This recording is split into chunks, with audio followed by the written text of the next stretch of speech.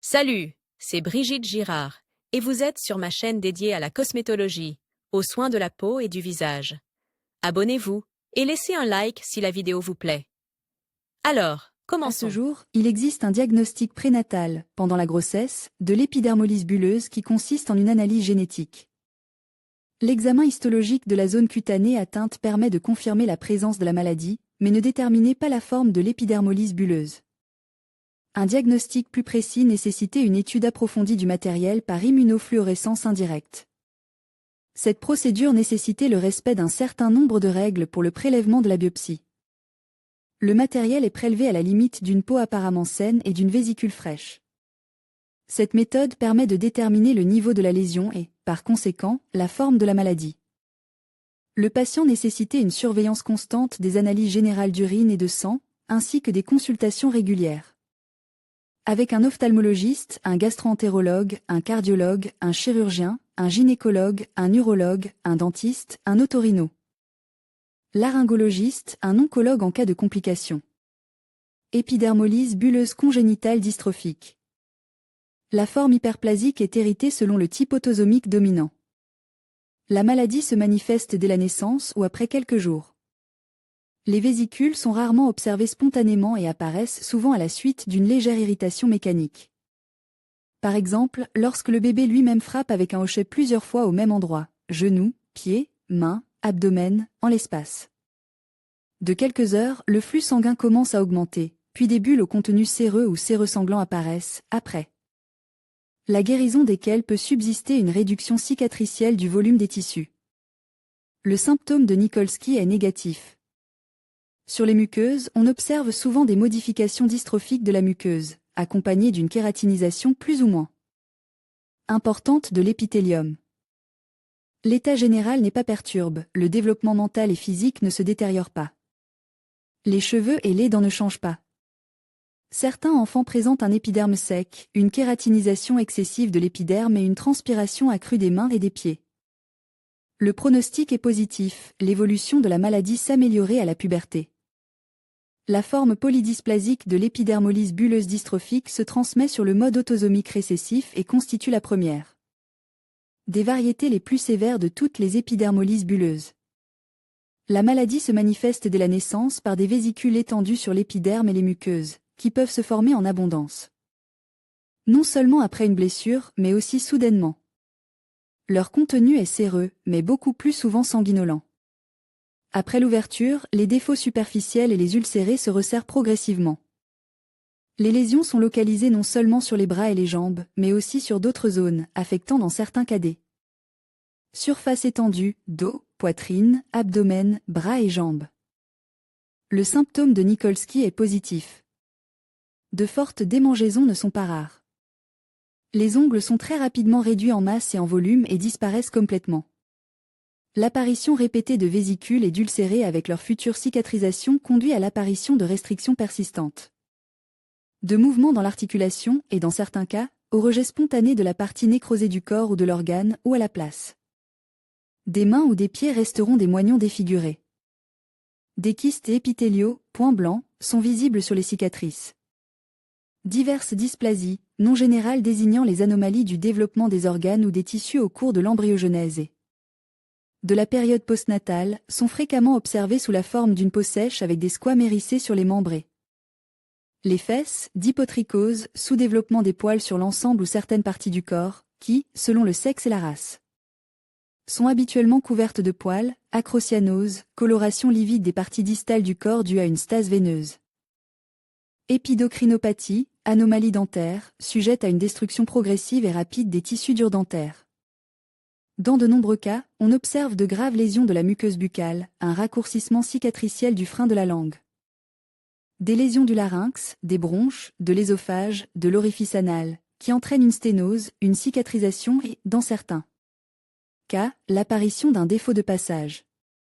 Des ulcérés de l'intestin grêle et du gros intestin, de la vésicule biliaire, un rétrécissement des voies urinaires, entraînant une rétention urinaire, une prolifération des tissus de la vessie et une hypernephrose peuvent survenir.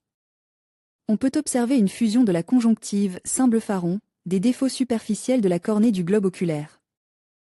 L'état général des patients est grave, le poids corporel est dans certains cas fortement réduit, il y a anémie, retard sévère du développement physique et, chez certains enfants, du développement psychologique. La résistance aux infections est réduite, toute forme d'épidermolyse bulleuse se complique souvent d'une infection secondaire à pyocoque.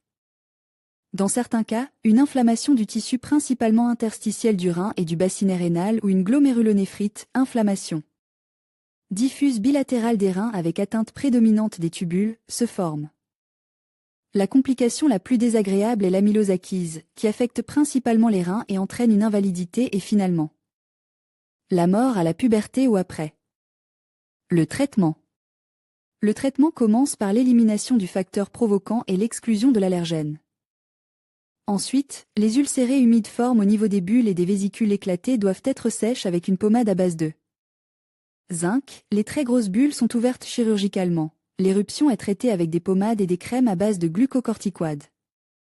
Élocom, Adventan, Triderme. Si les éruptions ne sont pas trop étendues, vous pouvez utiliser des émollients, à condition que les zones affectées ne soient pas humides, comme Skin-Up.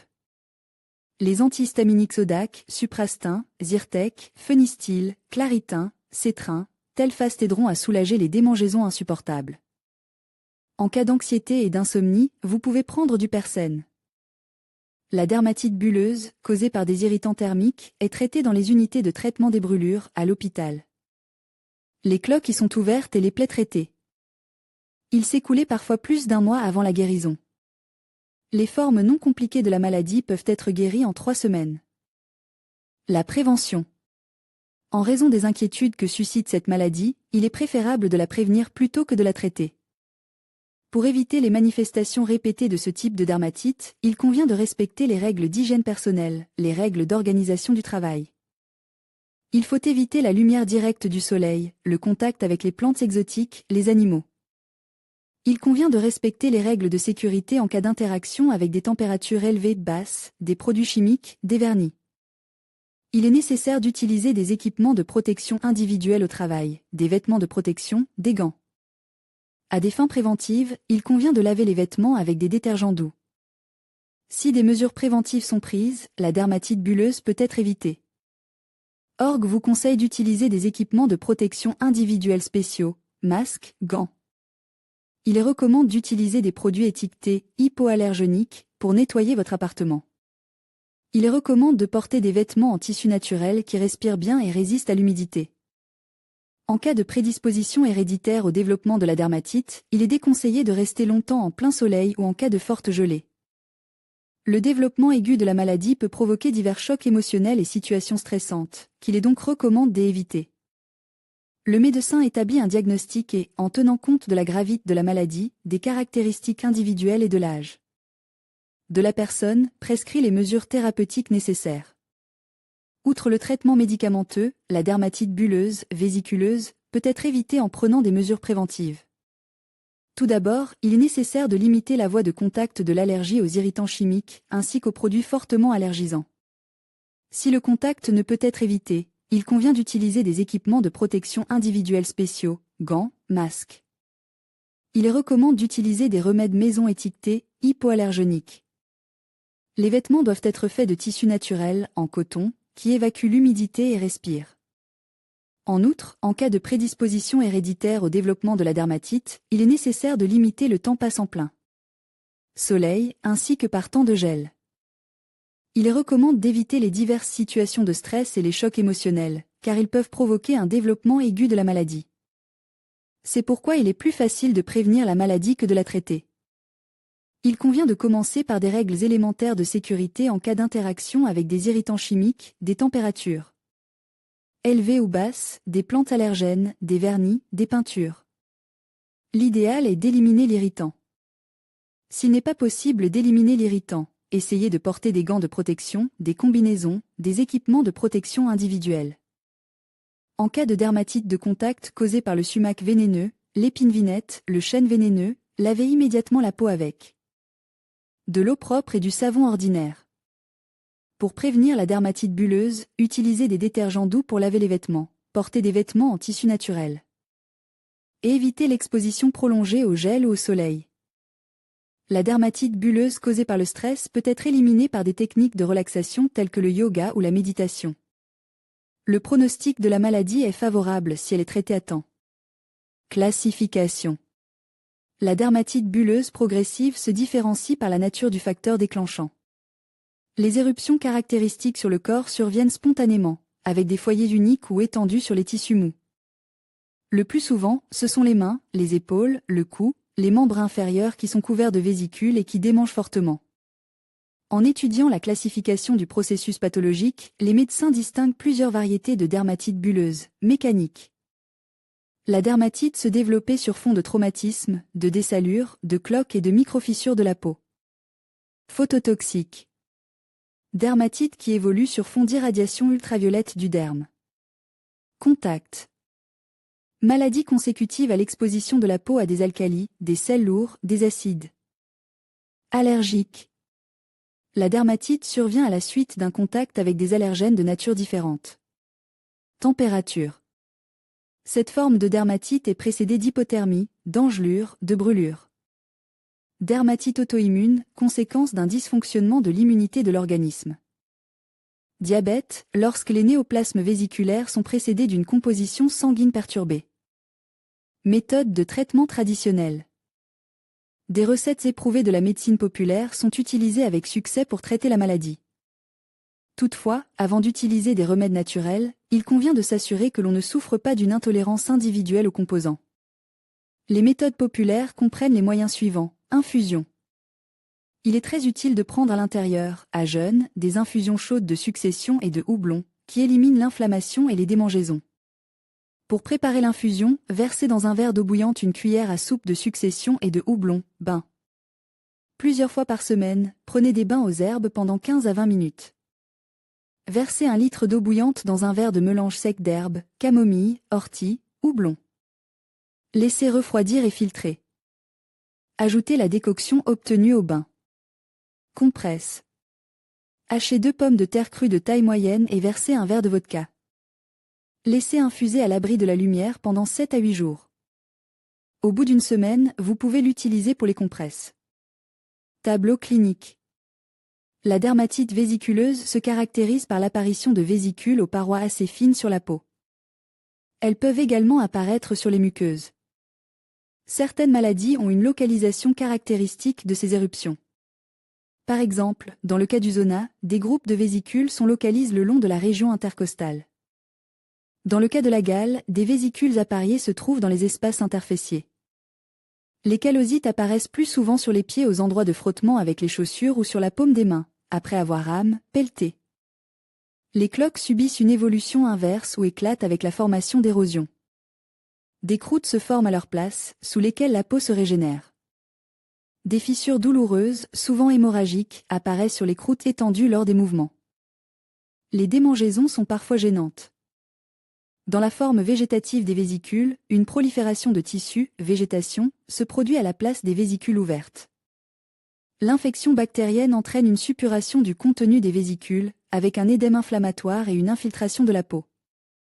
Autour des bulles, pouvant affecter les couches profondes du derme et du tissu sous-cutané.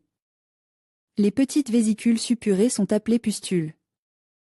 Le processus infectieux s'accompagne souvent d'une intoxication avec augmentation de la température corporelle. Les lésions bulleuses massives mettent en jeu le pronostic vital. Une insuffisance rénale aiguë peut se développer en raison de l'obstruction des tubules rénaux libérés lors de la destruction des cellules et des molécules protéiques.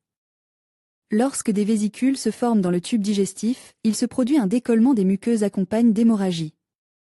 En cas de généralisation de l'infection, une septicémie, empoisonnement du sang, est probable. Prévention de la maladie.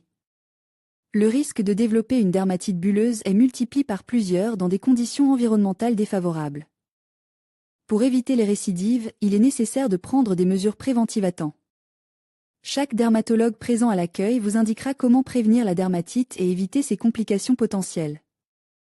Les gestes sont élémentaires, l'essentiel est d'en faire la norme de votre vie quotidienne. Ainsi, lavez la vaisselle et les sols avec des gants en caoutchouc, et évitez les allergènes alimentaires dans votre alimentation. Choisissez des vêtements et du linge de lit en matière naturelle et évitez les matières synthétiques. Protégez par tous les moyens votre système nerveux des situations stressantes, afin de pouvoir vous détendre moralement. Évitez l'exposition au soleil et aux rayons ultraviolets. Évitez de prendre des médicaments sans autorisation. Dermatose vésiculaire. Si vous souffrez d'eczéma, nous vous recommandons d'acheter le livre « Freedom from Eczema ». En suivant 3 étapes simples, vous pouvez guérir définitivement de l'eczéma et retrouver une peau saine et claire. Vous pouvez également poser des questions dans le forum. Les dermatoses vésiculaires sont un groupe de maladies chroniques auto-immunes. L'élément morphologique principal de toutes ces maladies est la bulle. Parmi les facteurs de risque, il faut noter les infections, ainsi que les troubles métaboliques et endocriniens. Quelle forme de dermatose vésiculaire peut-on observer? 1. Forme vulgaire. Dans ce cas, les muqueuses du larynx, de la cavité buccale et de la peau du corps sont touchées. Dans certains cas, il peut y avoir formation d'érosions qui ne sont pas susceptibles de s'épithélialiser. Il peut également y avoir une formation persistante d'ampoules sur la partie externe de la peau. Après séchage de l'érosion, une croûte se forme. 2. Forme en feuille. Dans ce cas, la lésion se situe sur la peau du corps. Il peut y avoir des vésicules flasques sur la peau, une croûte stratifiée et une hyperpigmentation se développe. 3. Forme végétative. La lésion concerne les plis cutanés près des aisselles. Des vésicules peuvent se former, elles sont recouvertes de papillomes. Une hyperpigmentation est observée chez les patients. 4. Forme séboréique. Dans ce cas, la dermatose peut couvrir la tête, le dos et la poitrine. Les vésicules peuvent se flétrir en peu de temps sous forme de croûtes grisâtres, d'érosion, ainsi que de taches érythémateuses. Quelles sont les maladies incluses dans le groupe des dermatoses vésiculaires? La pemphigoïde est une maladie caractérisée par la formation de vésicules sous-épithéliales sur la peau et les muqueuses, qui ressemblent à des néoplasmes dans les vésicules vésiculaires. La pemphigoïde peut être bulleuse et cicatricielle. Cette maladie se développait le plus souvent chez les personnes âgées. Au début de la maladie, des bulles apparaissent sur la peau, dont le diamètre est compris entre 0,5 et 3 cm ou plus. Le contenu de ces bulles est séreux ou séro-hémorragique. Dans environ 30% des cas, la muqueuse buccale peut s'enflammer. Après l'ouverture des vésicules, des érosions se forment, qui ne sont pas caractérisées par une croissance périphérique des cellules. Acantholytique, le symptôme positif de Nikolsky. Si la maladie progresse, les vésicules deviennent de plus en plus grandes. La vésicule vésiculaire est une maladie de la peau qui se caractérise par une évolution sévère. Au cours de la maladie, des cloques peuvent se former sur la peau, ainsi que sur les muqueuses, en raison du décollement de l'épiderme. Dans la pathogenèse, le rôle principal est attribué aux processus auto-immuns, qui sont liés à la formation d'anticorps contre la substance intercellulaire de l'épithélium, ainsi que d'anticorps, qui est un complexe immunitaire spécial. Les vésicules se développent le plus souvent chez les femmes entre 40 et 60 ans. Comment traiter les dermatoses vésiculaires? Pendant le traitement de la maladie, il est important d'utiliser une thérapie combinée avec des corticostéroïdes ou une monothérapie. En cas d'infection, il convient d'utiliser de l'héparine, de l'activine, divers antibiotiques et des sulfamides. En outre, la cavité buccale peut être assainie.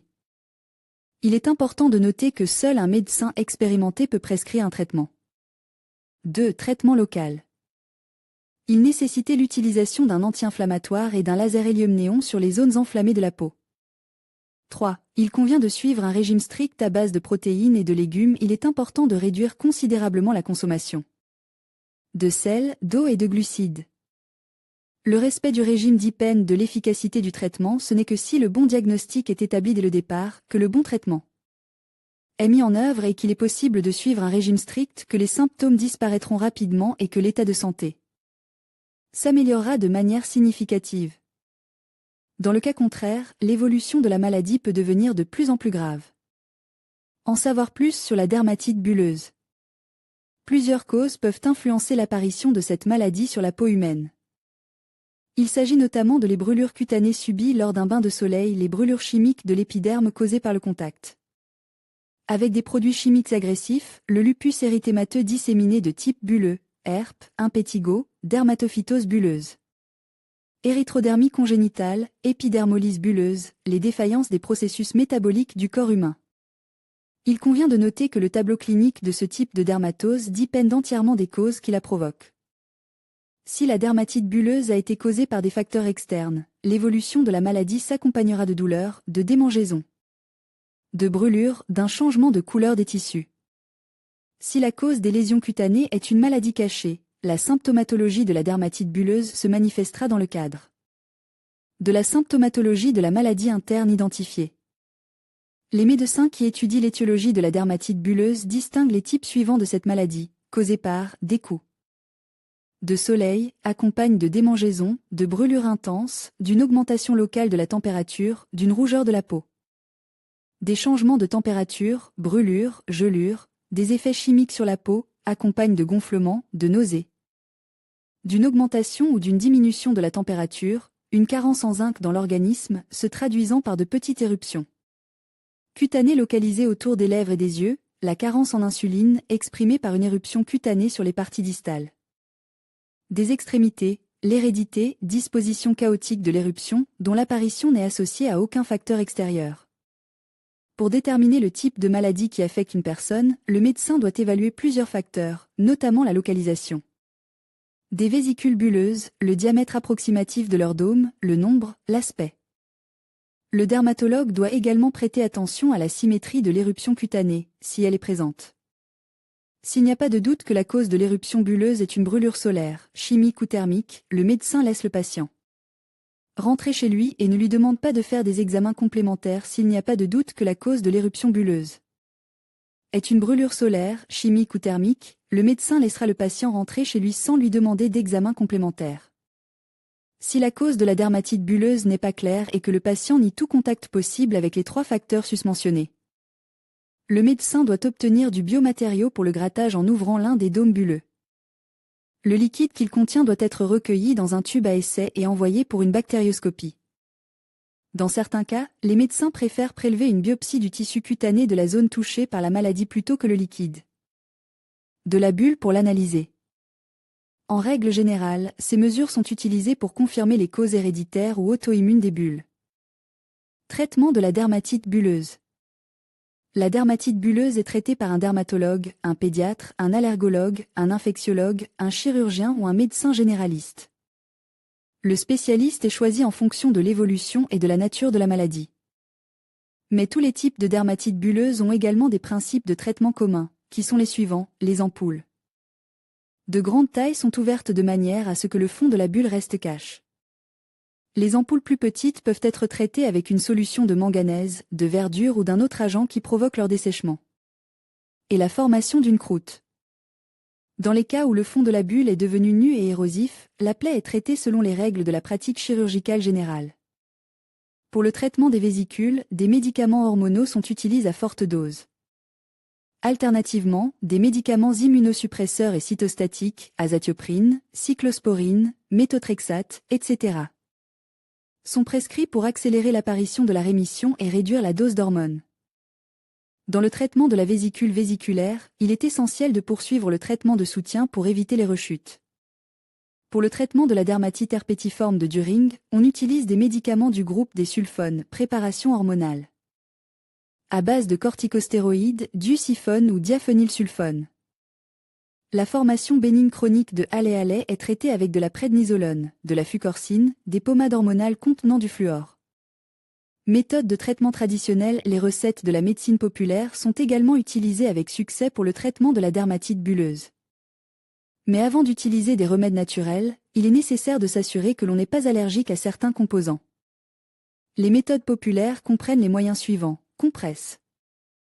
Déchiqueter 2 tubercules de pommes de terre crues de taille moyenne et verser de la vodka, une cuillère à soupe. Placer dans un endroit sombre et laisser reposer pendant 7 à 10 jours. Utiliser ensuite pour les compresses. Bain. Faire sécher un mélange d'herbes, succession, ortie, camomille, verser de l'eau bouillante, 1 litre, laisser refroidir et filtrer. Prendre des bains d'herbes pendant 15 à 20 minutes plusieurs fois par semaine. Infusion. Verser de l'eau bouillante, une cuillère à soupe, dans du houblon et de la succession, une cuillère à soupe de chaque. Prendre à jeûne sous forme chaude.